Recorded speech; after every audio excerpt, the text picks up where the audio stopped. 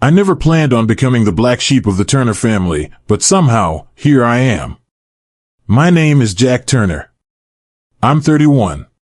My father built an empire, one I was always supposed to inherit, one my older brother Max was groomed to take over. I've spent my life fighting against the shadow of perfection they created, trying to make a name for myself in a world where success is a family business. But no matter what I did, I could never fit in. I made my mark on Turner Technologies, or so I thought.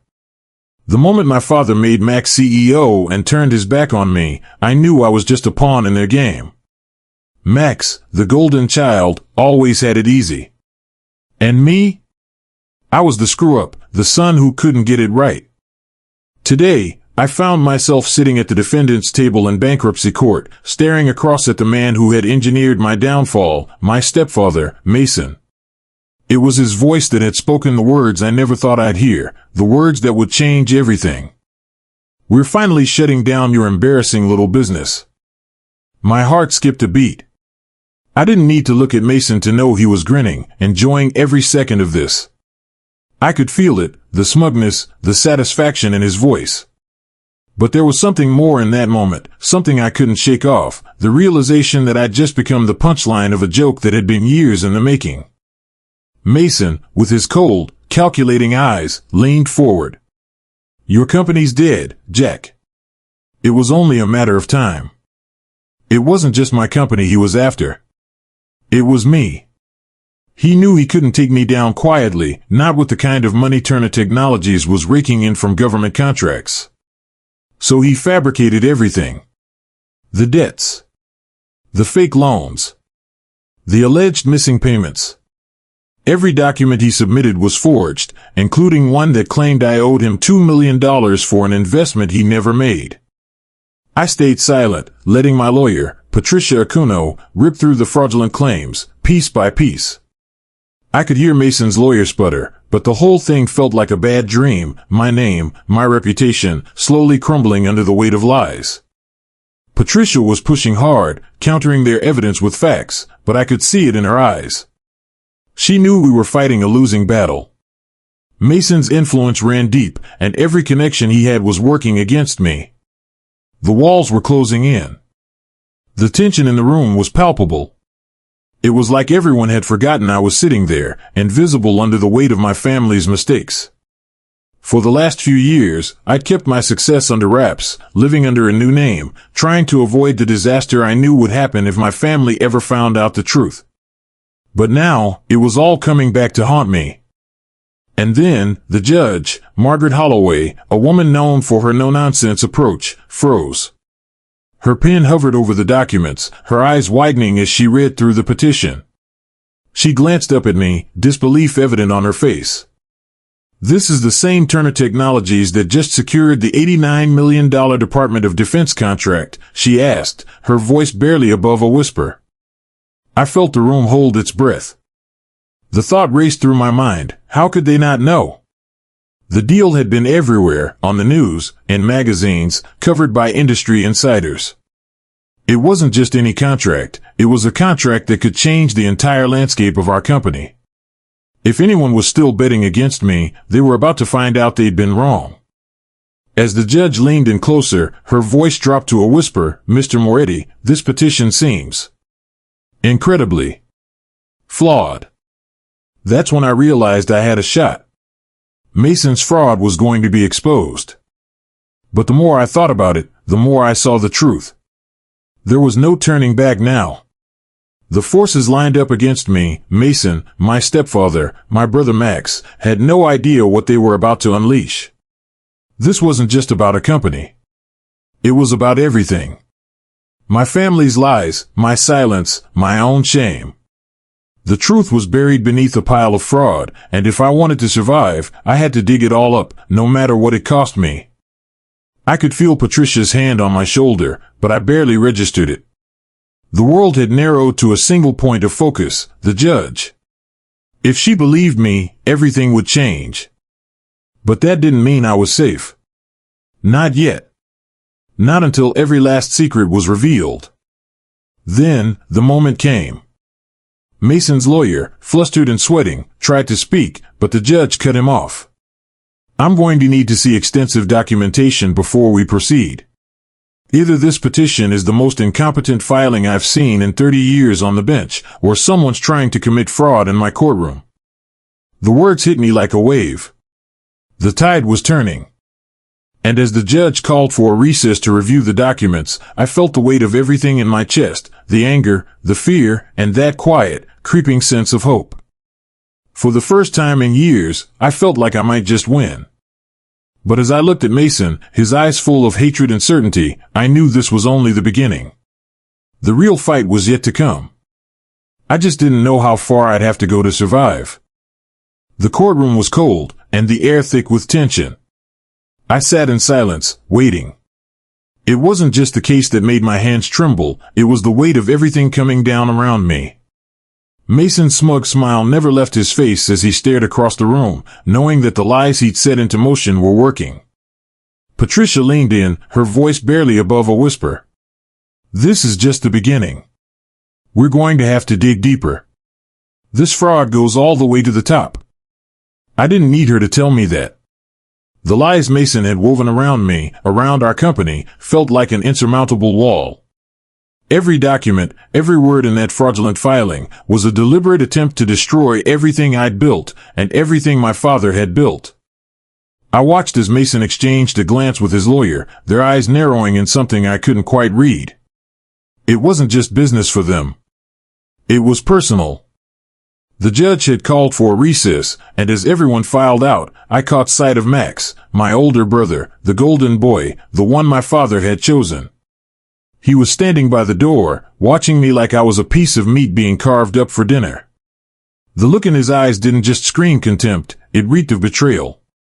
Max had been my brother, my ally, once. But that was before the day he took Dad's side over mine. I forced myself to look away.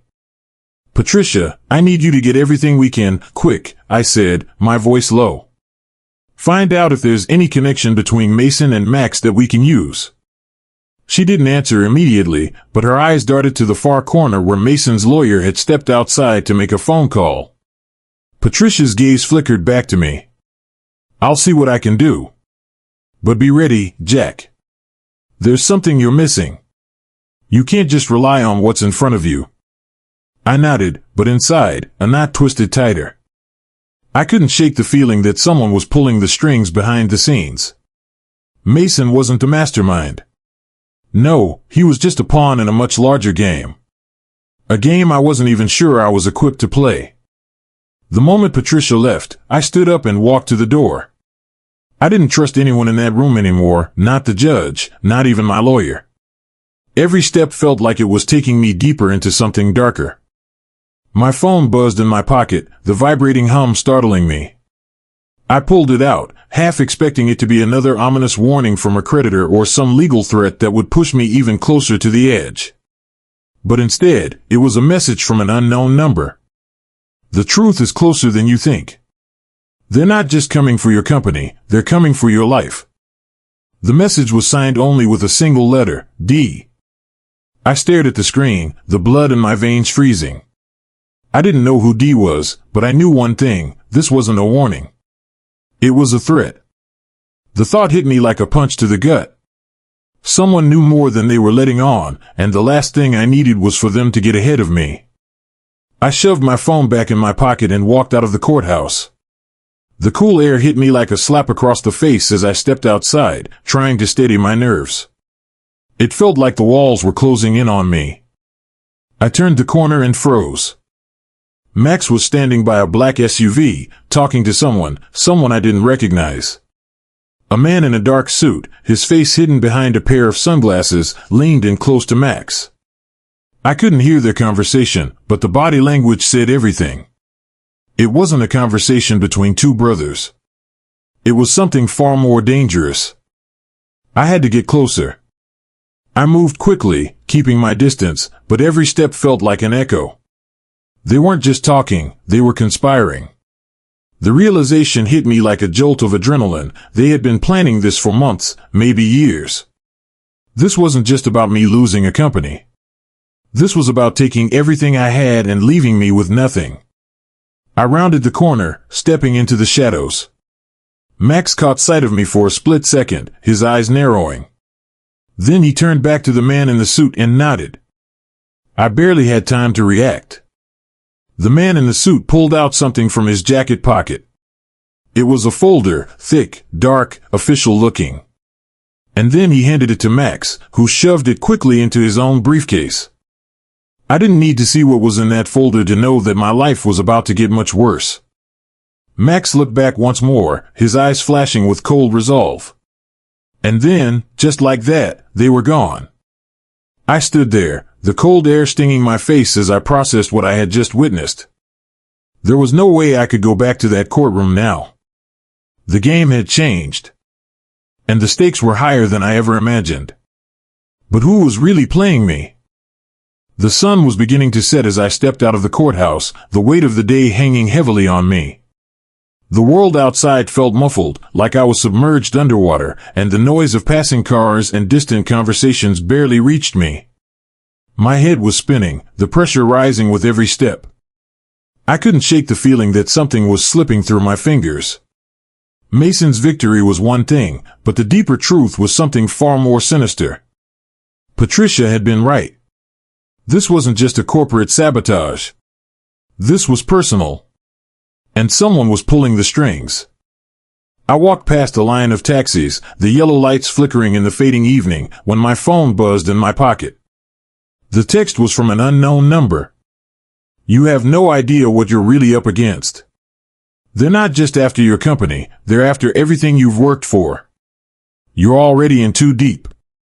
The message was chilling. I ran my fingers over the screen, as if the words could somehow be wiped away. I was just about to walk away when I caught sight of something in the reflection of the taxi window. A figure in a dark suit, standing by a black sedan across the street. They weren't looking at me, but I knew they were watching. Waiting. I didn't hesitate. I crossed the street quickly, trying to keep my pace steady. The figure didn't move. They just stood there, silent. Watching. It wasn't paranoia. This time, it was real. Someone was following me. I picked up the pace. The figure didn't flinch, didn't budge. It was as if they were daring me to confront them. Not today, I muttered under my breath. I turned sharply into an alley and pushed through the side door of a nearby building. I ducked into a small cafe, trying to blend in, trying to lose the tail. My heart pounded in my chest as I scanned the crowd, but there was no sign of the figure. I grabbed a coffee to calm my nerves, but the unease didn't fade. I couldn't shake the feeling that someone, somewhere, was pulling strings I couldn't see. I looked down at my phone again. Another message from D. You're running out of time. I shut my eyes, trying to steady myself.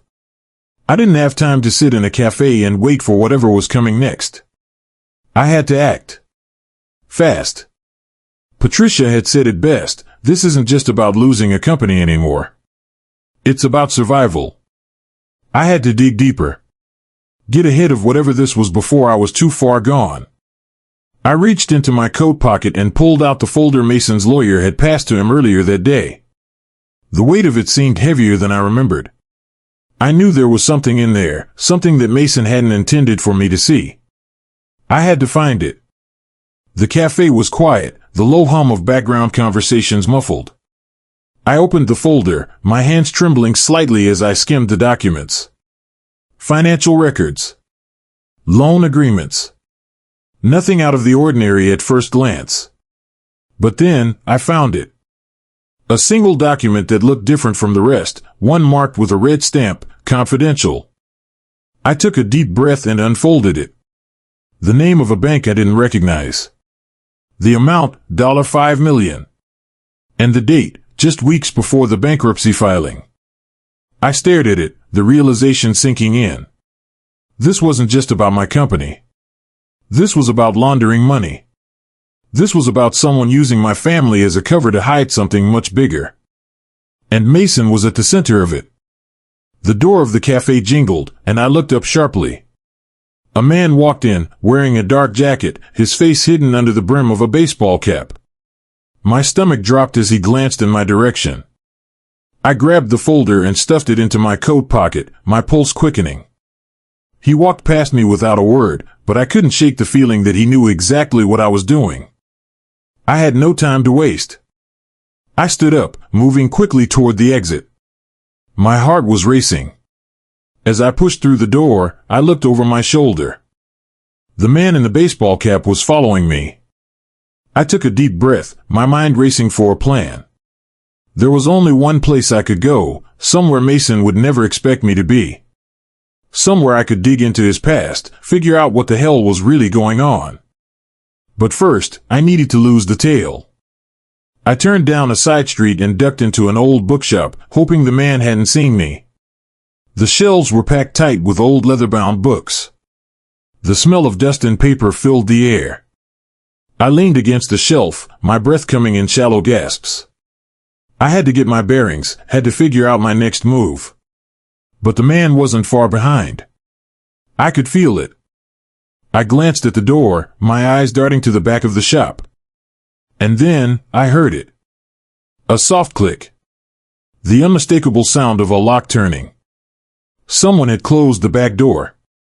I wasn't just being followed. I was being trapped. The walls were closing in. And the truth? It was slipping away faster than I could catch it. I stumbled back into the alley, heart racing, my hand pressed hard against the door. The faint sounds of the cafe, a hum of indistinct chatter and clinking mugs, were quickly replaced by the overwhelming sound of my pulse in my ears. The figure in the baseball cap was close, too close, and now I was trapped. I was caught between the two darkened walls of the alleyway, the dim light flickering above like a warning. I had no choice but to face the unknown. I gritted my teeth, and in one swift motion, pushed the door open and stepped inside. The room was cold and still, the kind of cold that clung to your skin.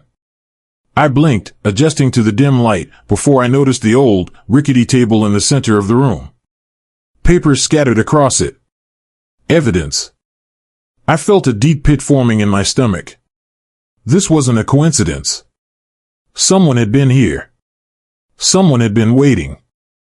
Why are you doing this? The words slipped from my lips, barely audible over the pounding of my heart. From the shadows, a voice replied, "You don't even know who's pulling the strings, do you?" I froze. The voice was familiar, but not one I wanted to hear right now. Slowly, I turned to face the speaker. It was Nolan. He stood there, arms crossed, his expression unreadable. The same man who had once been a trusted ally, now a potential enemy. My pulse quickened, my stomach sinking even further. "What the hell are you doing here?" I managed to spit out, trying to keep my voice steady. "You think this is about a bankruptcy filing?" Nolan stepped closer, his shadow stretching across the wall. "This is much bigger than you, Gabriel." I took a step back. "Bigger? What are you talking about?" He smirked, but there was no humor in it. "You're in over your head. This isn't just about business deals or family drama. You've been chosen. Whether you like it or not." I swallowed hard, trying to maintain my composure. Nolan had always been the calm one, the level-headed strategist. Now, he was the one throwing the wild cards into the game. "I never asked for this," I shot back. "I never wanted any of this." Nolan's gaze sharpened. "No one ever does, Gabriel. But sometimes, the ones who think they're free are the ones in chains." A chill ran down my spine. I stepped backward, glancing at the pile of papers on the table. The weight of the truth, buried under layers of deceit, seemed to be closing in on me. "This isn't just about your family, your business, or even Mason," Nolan continued, his voice low, measured. "You've been dealing with forces far more dangerous than you can imagine." I didn't respond. I couldn't. My mind raced through the possibilities. The files Mason had given me, the strange messages, the cryptic text from D, and now Nolan's words, cutting through the chaos like a blade. Nolan took a deep breath, stepping closer. You should have known, Gabriel. When you step into a game like this, there are no winners. Only players. And you're a pawn. Before I could respond, he dropped a thick manila folder onto the table. Everything you need to understand this is in here. Every question you've been asking, every clue you've been chasing, it's all right here. I hesitated for a moment, but the desperation bubbling inside me couldn't be contained. I reached out and grabbed the folder, tearing it open. The first document inside was a contract, but not any contract. It was between Apex and a shell company. The signatures were familiar, too familiar. Mason's. And mine. I felt my stomach churn. The ink was fresh. The dates matched, but the terms were nothing like anything I had ever agreed to. Is this? I began, my voice trailing off as I glanced back at Nolan. More than just a family feud, Gabriel. You're a part of something bigger than you realize. And you've been set up to take the fall. I opened the folder further, flipping through more contracts, emails, and financial statements. My mind raced as the pieces began to fall into place, one after another. It wasn't just a bankruptcy scheme. Someone had orchestrated this entire thing. Who the hell is behind this? I asked, my voice raw with disbelief. Does it really matter? Nolan asked, his tone shifting to something colder. Do you really think the truth will set you free? The moment you dig too deep, they'll come for you. They always do. Who? I demanded again, my hands gripping the edge of the table. Who's trying to take me down? Nolan's eyes glinted with something dark, something I hadn't seen before. The people you trust. The ones you're blind to. It's always been them. And then, the room went silent, the air thick with the weight of his words. My chest tightened, my breath caught in my throat. Suddenly, the door swung open. A figure stepped in, silhouetted by the light from the street behind. It wasn't Mason. It was my father. He stepped inside with the same cold, calculated expression he always wore. No warmth. No love. Only business. The tension in the room shifted. You shouldn't have come here, Gabriel, he said, his voice steady, almost rehearsed. It's time you understood what's really at stake. I stared at him, unable to process the fact that he had known all along. You think you're in control of your life, but you never were, he added, locking eyes with me. Now, it's time to play your part. I opened my mouth to speak, but the words stuck. Everything I thought I knew, everything I trusted, was crumbling around me. And then the world tilted, the ground beneath me shifting. The truth was finally coming into focus, and with it came the inevitable. I had been set up for a fall. But this time, I wasn't going down without a fight. Get out of my way, I finally said, my voice firm. I'm done being a pawn. I stood frozen, watching my father step into the room. His cold gaze swept over me, as though I was nothing more than an inconvenience, one more mess to clean up, like every other time. The years of animosity we'd buried in silence suddenly bubbled to the surface. Gabriel, you always think you're in control, he said, his voice smooth, calculated. But you never were. I clenched my fists. What's your play this time, Dad? He smiled, but it didn't reach his eyes. Your play was over the moment you decided to dig into things you shouldn't. The game's bigger than you, Gabriel. Much bigger. My heart hammered in my chest, the walls closing in around me. This was no longer just a family feud or a fight for control, it was something deeper, darker. He was involved. And so was Nolan. My stomach twisted. The documents on the table, the contracts, the lies, they weren't just about business anymore. They were about power. A power I'd been blind to, until now. Do you think Nolan is your friend? My father's voice broke through my thoughts. He's been playing you, just like everyone else. You're just too damn stubborn to see it. My head snapped back to him, the sting of his words cutting deeper than I cared to admit. You're lying. He chuckled darkly. Am I? Or am I just saying what you need to hear before it's too late? I felt the weight of the silence settle in. The air felt thick, suffocating. I couldn't breathe. The revelations had come fast, like a storm, and the worst part was, I wasn't sure I knew who to trust anymore. Nolan? My father? The whole damn family? Every time I thought I was getting closer to the truth, they pulled the rug out from under me. I glanced at the folder again. Those documents. Everything I had worked for, every milestone Apex had achieved, now felt like it had been built on a foundation of sand.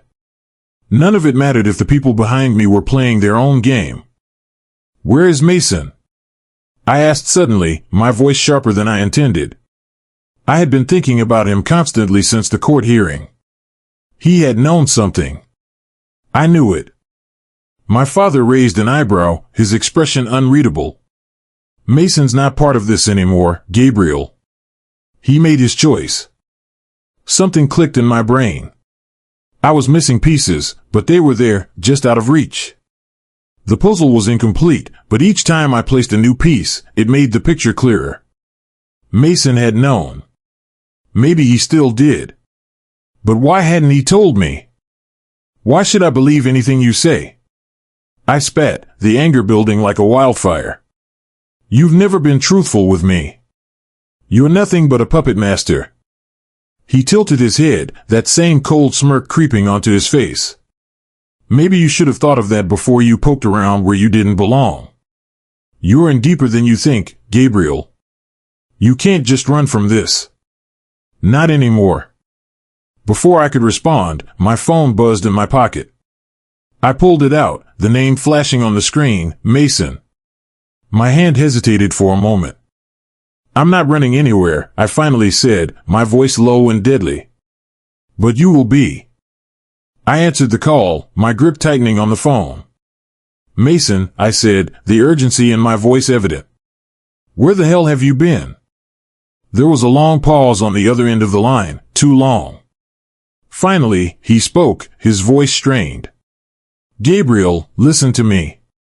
You need to get out. Now. What are you talking about? Where are you? I felt my heart drop into my stomach. I can't explain everything, not now. But you're being watched. They know what you found, and they're coming for you. What the hell do you mean they're coming for me? I hissed, looking over my shoulder, feeling a chill creep up my spine. You're in the middle of something much bigger than you realize, Gabriel. It's all connected, the bankruptcy, the contracts, Nolan, even your family. I wish I could have warned you sooner, but it's too late now.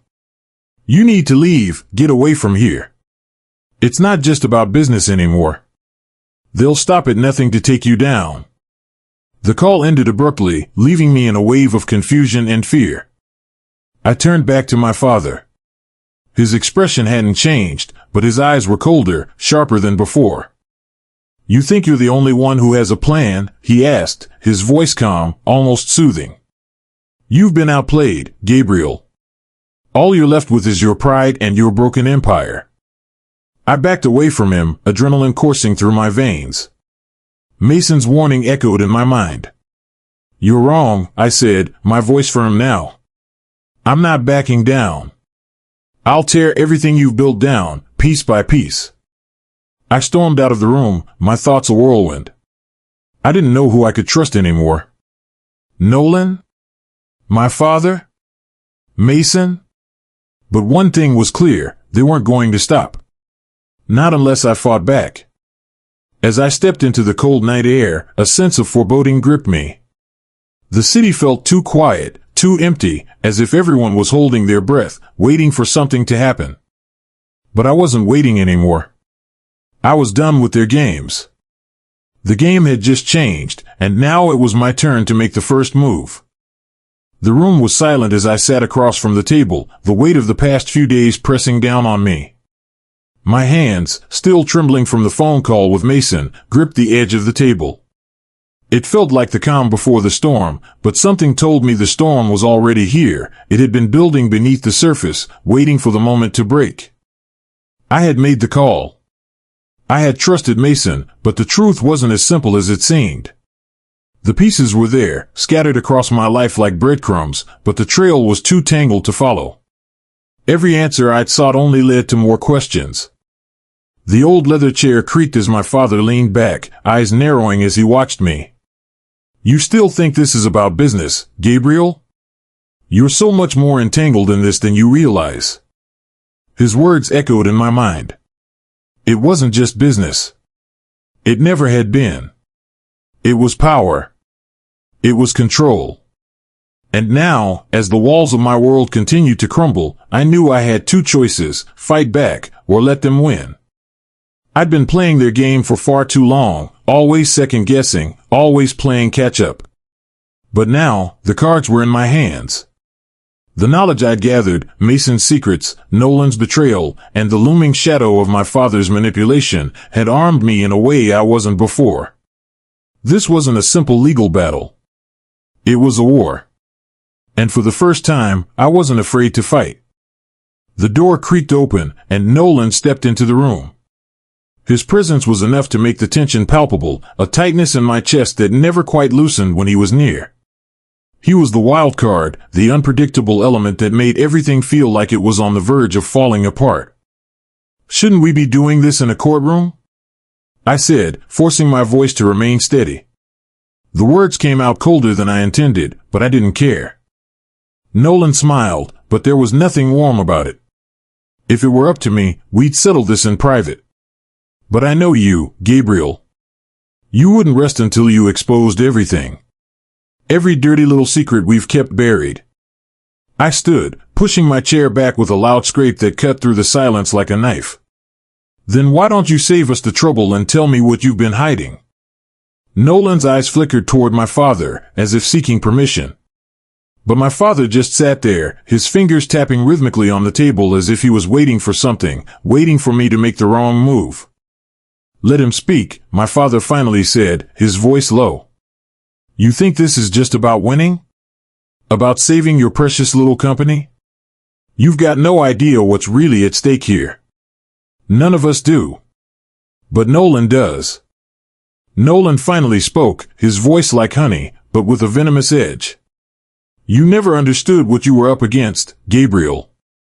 The contracts, the people behind it all. They're bigger than you. Bigger than your family. And when you dig into things that powerful, you expose yourself to a world of danger." A chill ran down my spine. I couldn't let him manipulate me anymore. "You always were a puppet master, Nolan. But now, you've outplayed yourself." Nolan chuckled softly. "If only you knew. This was never about you or me, Gabriel. This was about survival." I felt the walls close in again. The conspiracy, the lies, it was all part of a bigger game I hadn't fully understood until now. Just as the silence thickened, a knock came at the door. The sound was sharp, unexpected. I froze, heart racing, as a police officer stepped inside. Behind him was Mason, his face gaunt, his eyes filled with regret. "Mason?" I said, my voice tight with confusion. "What's going on?" Mason glanced at Nolan, then at my father, before his gaze fell to me. "It's over, Gabriel. You don't have to keep digging." "Over?" I repeated, trying to make sense of his words. "What do you mean?" Mason nodded toward the officer. "The files. The ones you've been collecting? They're already in the hands of the authorities. This was never about your company, Gabriel. It was about stopping the people who've been controlling it. They wanted to take you down, but they didn't count on you getting this far." I blinked, unable to process what he was saying. The air felt thick, suffocating. For a moment, it seemed like the world had shifted on its axis. The things I'd uncovered, the lies, the secrets, had all led to this moment. This was the twist I hadn't expected. This was the final play. I turned to Nolan, his smug expression now replaced with a hint of fear. "You thought you were untouchable," I said, my voice gaining strength. "But you were always just a pawn. And now, it's your turn to lose." The officer stepped forward, his voice cold. We have a warrant for your arrest, Mr. Nolan. You're under suspicion for conspiracy, fraud, and obstruction of justice. For a split second, Nolan looked like he might protest. But then he saw the steely resolve in my eyes and knew it was over. As they led him away, I turned to my father. His eyes held no warmth, only a cold calculation. You might have been able to control everything for a while, but this time, you're the one being played. He didn't respond, but the slight twitch in his jaw betrayed him. The game was over. And I had won. As the door closed behind Nolan and the police officer, the weight of everything that had happened settled into me. The betrayal, the lies, the manipulation, it was all over now. But what had I really won? Sometimes, the hardest battles are the ones we fight within ourselves, I muttered under my breath. I couldn't shake the feeling that, even though I had come out on top, there was still a long road ahead. The truth had been exposed, the pieces were falling into place, but the aftermath would linger. No victory came without its price.